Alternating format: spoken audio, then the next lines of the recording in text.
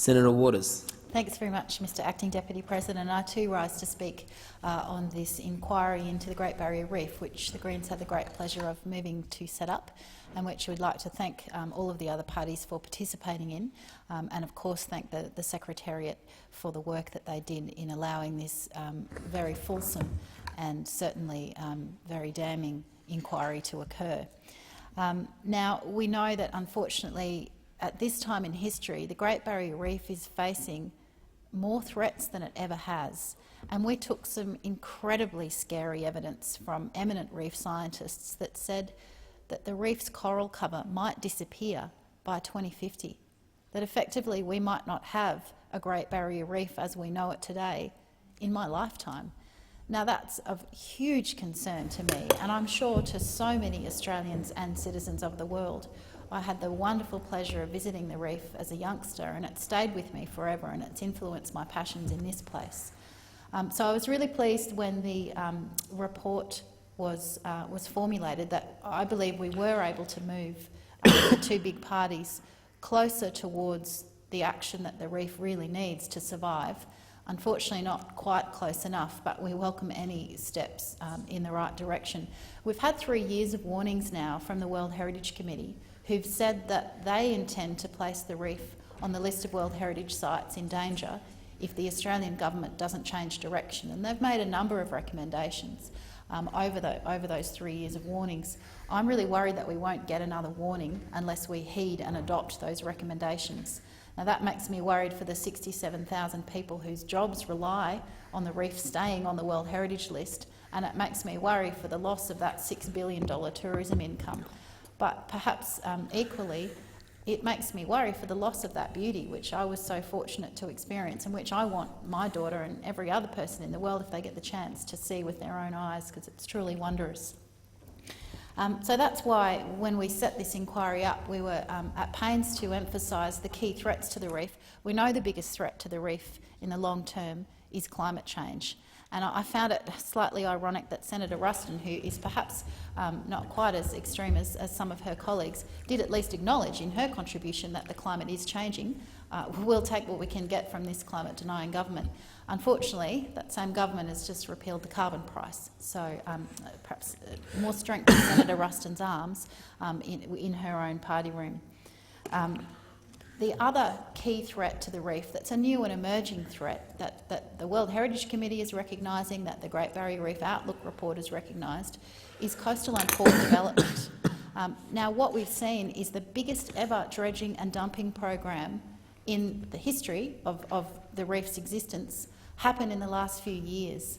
Now it started off in Gladstone, it's now creeping everywhere, and it's mostly for fossil fuel export. So we are digging up the reef. We are in the main dumping that sludge into the waters of the World Heritage Area, all to facilitate additional ships to transit the reef with the increased risk of shipping accidents and damage to marine wildlife, carrying a cargo that, when burnt, will again threaten the reef through exacerbating climate change. So we are incredibly worried, as is the World Heritage Committee, about this course of action. That's why in our additional comments to this report, we've recommended that the Australian government ban offshore dumping of dredged sludge in the World Heritage Area, not just in the marine park, and not just for capital dredging, and not just for future projects, which Minister Hunt has alluded to committing to, not just a commitment that actually doesn't mean anything when you factor in all of those exclusions, but a genuine ban on offshore dumping of sludge into the waters of the Great Barrier Reef. That's what we need, and that's what the evidence to this inquiry established is what the reef needs. So that's our first recommendation. We also make a related point that the Abbott Point approval should be overturned. And I'm really pleased that in the last few days it seems like the proponent for that port expansion, the North Queensland Bulk Ports Corporation, have now said that they will consider land-based disposal of the dredged sludge from digging up 3 million cubic metres of the Great Barrier Reef World Heritage Area. They will consider not acting on the approval that this government gave them to dump that sludge into the waters of the World Heritage Area. Now, I welcome that, but what a crying shame that it's the voluntary good-heartedness of that corporation that's leading them to consider not dumping sludge in the World Heritage Waters. What a shame that we don't actually have a policy, a law that says, sorry, I know it's cheaper, I know it's more convenient for you ports, corps and big mining companies, but you can't treat the reef like a rubbish tip. That's what the Greens would like to see happen, and so we've recommended that the Abbott Point approval for dumping not proceed. And I might add that any approval, even if there isn't offshore dumping of that sludge, any approval for the world's largest coal port in the Great Barrier Reef World Heritage Area in this age of climate change is an absolute travesty.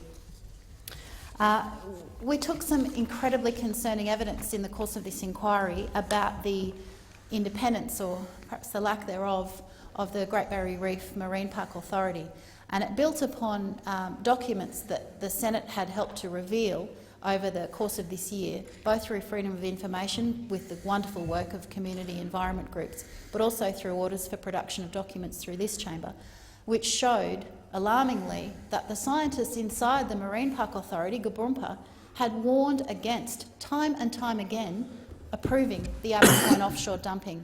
They had said this was the highest risk option, that it was going to have incredibly damaging impacts that they believed were irreversible. And yet, a bureaucrat who, sadly, we discovered at the hearing does not have scientific training, who had that final tick-off, approved the dredging and dumping of that 3 million cubic metres. Now, I have been a big supporter of the Great Barrier Reef Marine Park Authority. They have done good work.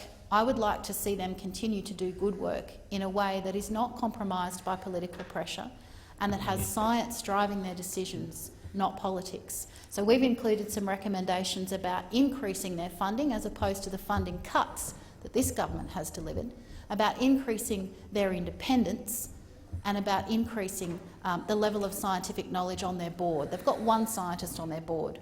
They've got 2 other people on their board that have active links to the mining industry. Now, if that's not a conflict of interest, then I don't know what is. So our recommendation says that anyone with coal or gas interests should not be able to serve on the board of the Great Barrier Reef Marine Park Authority. I've already talked about how climate change is the biggest threat to the reef, and so we include a recommendation that says you actually just need to leave 80% of fossil fuels in the ground if the reef is to have any chance of survival, and frankly, if humanity is to have any chance of survival. We also talk about sadly, the $40 million cut to an otherwise very successful program, Reef Rescue, which was brought in several years ago and which has received successive support from different colours of government.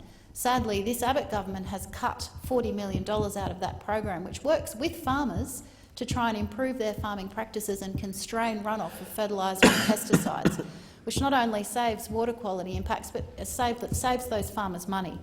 Why you would want to cut money out of that program is completely bemusing to me. Now, in relation to Gladstone, I've been following this issue for many years as a Queensland senator and a passionate supporter of our reef and sustainable fishing, and I was heartbroken at the personal turmoil that's been imposed on particularly the Gladstone fishers, but also the tourism operators in that region.